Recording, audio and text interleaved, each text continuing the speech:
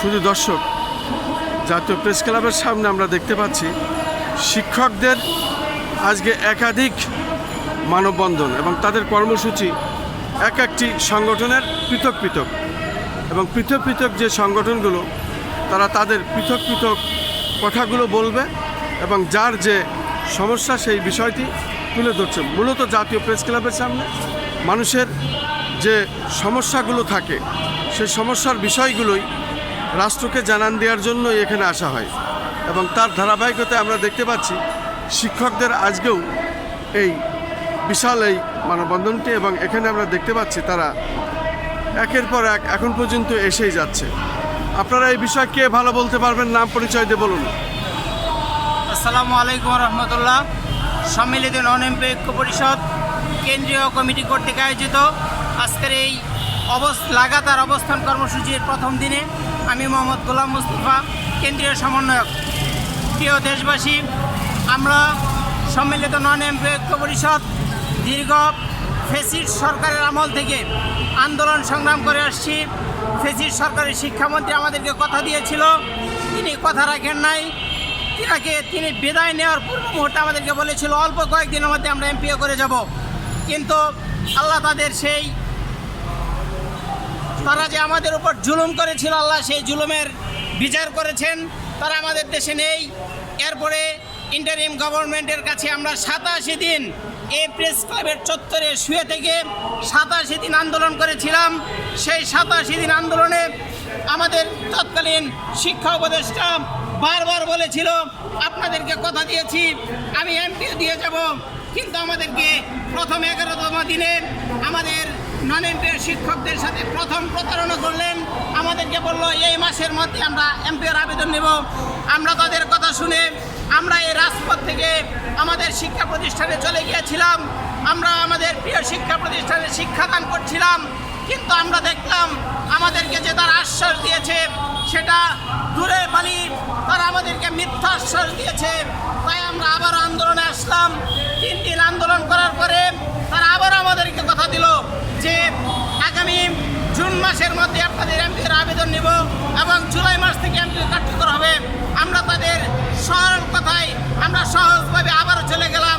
প্রিয় দেশবাসী, কিন্তু আমাদের সাথে আবারও প্রতারণা করা হলো।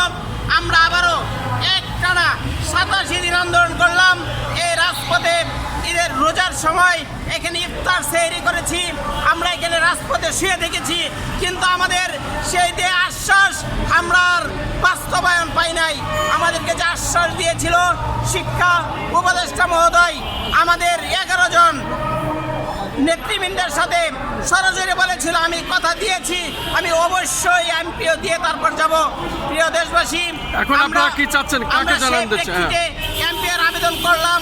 এমপির আবেদন করার পরে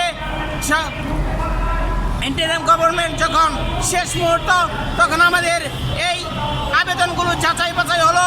1719টা প্রতিষ্ঠান এই যাচাইয়ে আমাদের উত্তীর্ণ হলো। টিভিতে হেডলাইন হলো 1719টি প্রতিষ্ঠান এমপিওভুক্ত হতে যাচ্ছে, কিন্তু কোন কি ঝড়ে এসে পরের দিনে আমাদের এই অদৃশ্য ঝড় এসে আমাদের সকল কিছু তছনছ করে দিল। আমাদের সেই ফলাফল আর ঘোষণা হলো না, সরকার চলে গেল। বর্তমান সরকার আসলো। বর্তমান সরকার আসার পরে আমাদের শিক্ষকদের সাথে টাল বাহানা শুরু করেছে। আমাদেরকে বলেছে শিক্ষকদেরকে আর কখনো রাজপথে আসতে হবে না। আমরা তাদের সরল কথায় বিশ্বাস করে আমরা রাজপথে আসিনি। বর্তমান প্রধানমন্ত্রী, বর্তমান শিক্ষামন্ত্রী মহোদয়ের কাছে আমরা স্মারকলিপি পেশ করেছি। সেই স্মারকলিপির কোনো ধরনের প্রত্যুত্তর আমরা শিক্ষকরা আজও পাইনি। আমাদের এই অনাহারে শিক্ষকগুলো, আমার পাশে একজন শিক্ষক আছেন যাকে আজকে আপনাদেরকে দেখানোর জন্য নিয়ে এসেছি।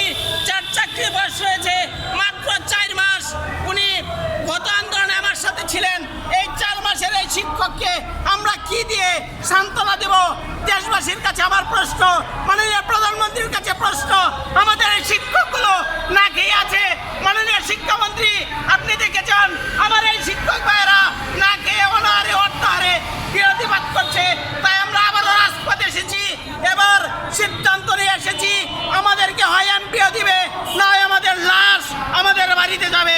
মাননীয় প্রধানমন্ত্রী, শিক্ষামন্ত্রী মহোদয়ের কাছে আমাদের করজোড়ে নিবেদন, প্রাণের দাবি, আমাদের প্রিয় শিক্ষা প্রতিষ্ঠানগুলো, আমাদের এই যোগ্য শিক্ষা প্রতিষ্ঠানগুলো ক্যাম্পিয়াভুক্ত করে আমাদের এই মলিন তুলিমাকা শিক্ষকদের মুখে হাসি উঠাবেন, এই প্রত্যাশা আমরা প্রধানমন্ত্রী মহোদয়ের কাছে রাখছি এবং আমরা প্রত্যাশা করছি অতি অল্প সময়ের মধ্যেই আমাদের এই শিক্ষকদেরকে বাড়ি ফেরার ব্যবস্থা করবেন। আমাদেরকে শুধু আশ্বাস নয়, বাস্তবায়ন দেখাবেন। আমাদের বর্তমানে যে বাজেট আসছে, এই বাজেটের মধ্যেই আমাদের এই শিক্ষক উন্নয়ন শিক্ষকদের দুঃখ দুর্দশা আমাদের এই দূর করবেন, এই প্রত্যাশা মাননীয় প্রধানমন্ত্রীর কাছে রাখছি এবং দেশবাসীকে আমরা আমাদের সাথে এই আন্দোলনের সম্পৃক্ত হয় আমাদের এই আন্দোলন সফলতার উদাত্ত আহ্বান জানিয়ে আমি আপনাদের মধ্যে বিদায় নিচ্ছি। আসসালামু আলাইকুম ওয়া রাহমাতুল্লাহি ওয়া বারাকাতুহু।